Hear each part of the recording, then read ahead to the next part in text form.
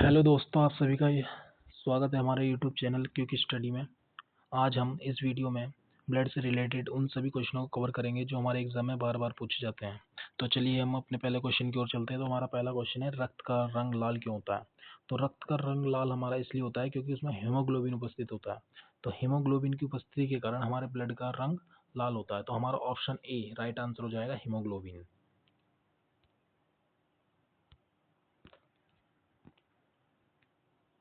अगला क्वेश्चन है हमारा, रक्त में सफेद रक्त कणों का क्या कार्य होता है?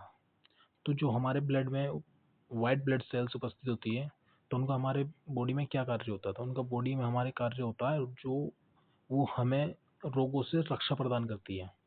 तो रोगों से हमें रक्षा प्रदान करती, जितने भी संक्रमित रोग होते हैं उनसे हमारी बॉडी की रक्षा करती है।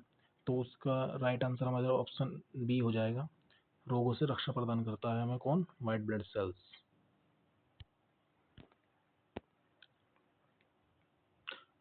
अगला क्वेश्चन है हमारा, रक्त का तरल भाग क्या कहलाता है?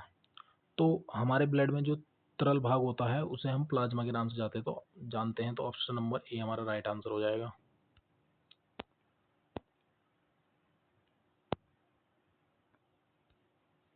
अगला क्वेश्चन हमारा, किस प्रकार का रक्त समूह सार्वभौमिक दाता कहलाता है? कहने का मतलब ये है कि ऐसा कौन सा ब्लड ग्रुप है जो सभी को चढ़ जाता है, मतलब किसी भी ग्रुप में एडजस्ट हो जाता है। इसे हम यूनिवर्सल डोनर के नाम से जानते हैं। तो ऑप्शन नंबर हमारा डी राइट आंसर हो जाएगा।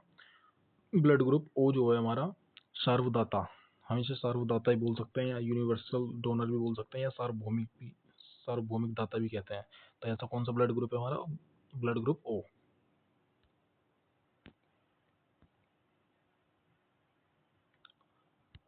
अगला क्वेश्चन है हमारा, कौन सा रक्त समूह सार्वभौमिक ग्राही कहलाता है, यानी कि रिसिपेंट, यूनिवर्सल, जो रिसीव कर सकता है सभी ब्लड को? तो राइट आंसर हमारा ऑप्शन नंबर सी हो जाएगा, ए बी। जो ब्लड ग्रुप है हमारा वो सार्वभौमिक कहलाता है, हमारा सार्वभौमिक ग्राही कहलाता है। मतलब वो अगर किसी व्यक्ति के बॉडी में ब्लड ग्रुप ए बी है तो उसे हम ए भी चढ़ा सकते हैं, बी भी चढ़ा सकते हैं, ओ भी चढ़ा सकते हैं और ए बी भी चढ़ा सकते हैं। तो सार्वग्राही जो हमारा ब्लड ग्रुप हो जाएगा वो ए बी होगा।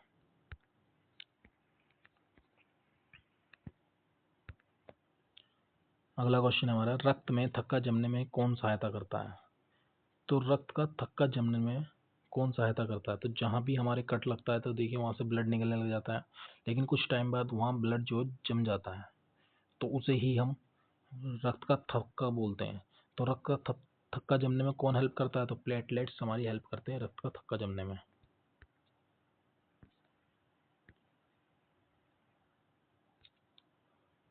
रक्त में लाल रक्त कणों का निर्माण कहाँ होता है? तो जो हमारी रेड ब्लड सेल्स होती हैं उनका निर्माण कहाँ होता है हमारी बॉडी में? तो उनका जो निर्माण होता है हमारी बॉडी में अस्थि मज्जा में होता है। अस्थि मज्जा ऑप्शन ए राइट आंसर है। इसे इंग्लिश में बोन मैरो भी बोलते हैं। और ये अगर हमसे पूछ ले जाए कि जो रेड ब्लड सेल्स का मृत्यु कहाँ होती है, तो रेड ब्लड सेल्स की मृत्यु होती है हमारी स्प्लीन में। स्प्लीन राइट आंसर हो जाएगा हमारा, स्प्लीन। इसे हम तिल्ली के नाम से भी जानते हैं, पीलिया के नाम से भी जानते हैं। तो अगर पूछ ले आपसे कि रेड ब्लड सेल्स की मृत्यु कहाँ होती है, तो राइट आंसर हो जाएगा हमारा पीलिया। अगला क्वेश्चन है हमारा, रक्त में ऑक्सीजन कौन ले जाता है? तो रक्त में ऑक्सीजन कौन ले जाता है? तो हमारे ब्लड में जितने भी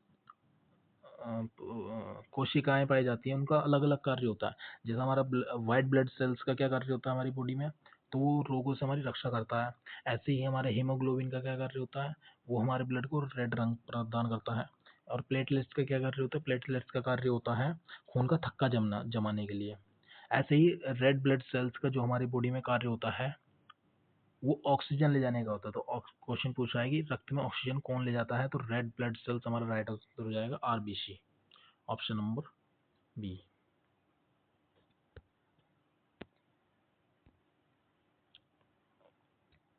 अगला क्वेश्चन है हमारा, रक्त में कितने प्रकार के रक्त कण होते हैं?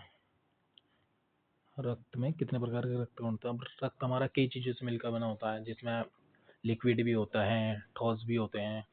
ठीक है, तो ठोस पदार्थ की बात हो रही है, कितने कण होते हैं? ठोस पदार्थ कितने होते हैं, तो हमारी ब्लड में तीन, जनरली चार पार्ट्स में डिवाइड कर सकते हैं हम अपने ब्लड को। पहला है प्लाज्मा, दूसरा है रेड ब्लड सेल्स, तीसरा है हमारे पास और white blood cells and platelets. तो पूछा है कण कितने होते हैं, कण मतलब ठोस पदार्थ जो होते हैं, सेल्स कितनी होती है, तो तीन टाइप की सेल्स होती हैं, आरबीसी, डब्ल्यूबीसी और प्लेटलेट्स। तो ऑप्शन नंबर बी हमारा राइट आंसर हो जाएगा।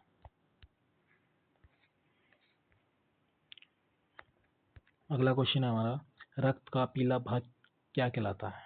तो जो हमारे ब्लड का येलो भाग होता है वो क्या कहलाता है, तो वही प्लाज्मा कहलाता है। तो ऑप्शन नंबर बी हमारा राइट आंसर हो जाएगा।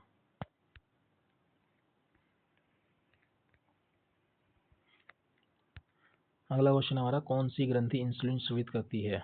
तो हमारे बॉडी की ऐसी कौन सी ग्रंथि है जो इंसुलिन स्रावित करती है, तो इसका राइट आंसर हो जाएगा हमारा अग्नाशय। अग्नाशय जो है हमारी बॉडी में इंसुलिन स्रावित करता है। तो option number A right answer हो जाएगा, अग्नाशय।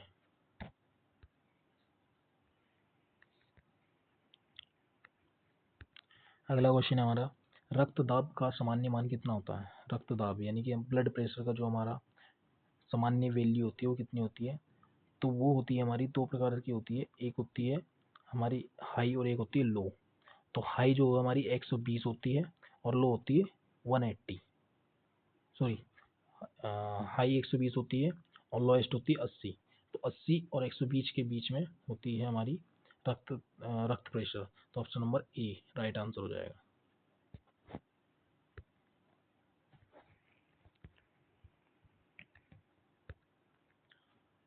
अगला क्वेश्चन हमारा, रक्त में शुगर की मात्रा अधिक होने की स्थिति में क्या कहलाती है। मतलब जब हमारे ब्लड में शुगर की मात्रा अधिक हो जाती है यानी बढ़ जाता है, शुगर बढ़ जाता है, तो उसे हम क्या कहते हैं, उसे किस नाम से जानते हैं, तो उसे हम मधुमेह यानी कि डायबिटीज के नाम से जानते हैं। ऑप्शन नंबर सी हमारा राइट आंसर हो जाएगा।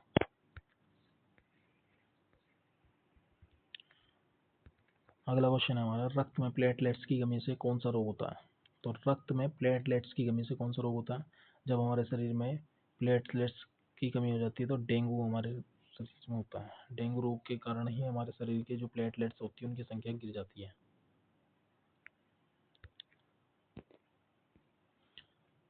अगला क्वेश्चन है हमारा कि रक्त का पीएच मान कितना होता है। रक्त का पीएच मान जो हमारा एनसीईआरटी में आंसर दिया हुआ है, एनसीईआरटी में लिखा हुआ है रक्त का पीएच मान 7.4 लिखा हुआ है। तो यहाँ पे हमारा राइट आंसर ऑप्शन बी हो जाएगा, 7.4 रक्त का पीएच मान होता है। तो हम कह सकते हैं कि जो हमारा रक्त होता है वो थोड़ा क्षारीय होता है, ज़्यादा क्षारीय नहीं, थोड़ा सा क्षारीय होता है। अगला क्वेश्चन है हमारा, रक्त में आरबीसी की कमी को क्या कहते हैं। अगर हमारे ब्लड में आरबीसी यानी कि रेड ब्लड सेल्स की कमी हो जाएगी तो उस बीमारी, उस कंडीशन को हम किस नाम से जानते हैं, तो उसे हम एनीमिया नाम से जानते हैं। Anaemia, option number A right answer हो जाएगा।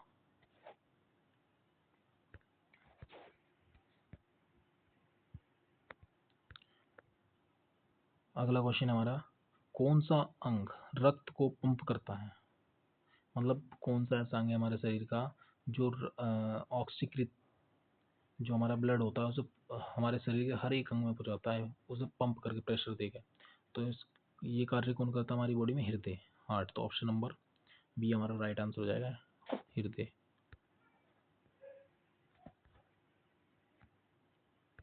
अगला क्वेश्चन हमारा, रक्त का कौन सा घटक रोगों से रक्षा करता है। तो अभी हमने पहले भी पढ़ा था ये क्वेश्चन कि रोगों से कि हमारी वाइट ब्लड सेल्स जो होती हैं वो उनका क्या कार्य होता है, रोगों से रक्षा करना। अब यही क्वेश्चन हमसे घुमा के पूछ लिया है कि रक्त का कौन सा घटक रोगों से रक्षा करता है। तो इसका राइट आंसर हो जाएगा हमारा डब्ल्यूबीसी, वाइट ब्लड सेल्स।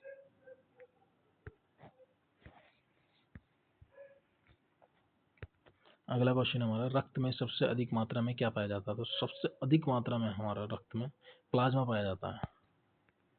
तो राइट आंसर हमारा प्लाज्मा हो जाएगा, ऑप्शन नंबर सी।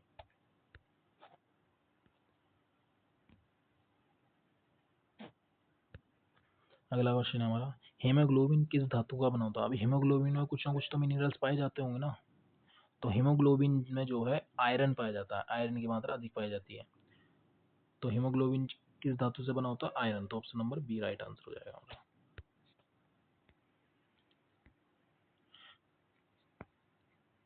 तो हमने इस वीडियो में जितने भी हमारे ब्लड से रिलेटेड क्वेश्चन थे जो हमारे एग्जाम में पूछे पूछे जाते हैं वो हमने सारे के सारे कवर कर लिए। आई होप आपको ये वीडियो पसंद आई होगी। अगर आपको ये वीडियो पसंद आई है तो चैनल को लाइक एंड सब्सक्राइब कीजिए और कमेंट करके बताइए कि हम इसमें और क्या सुधार कर सकते हैं। Thanks for watching.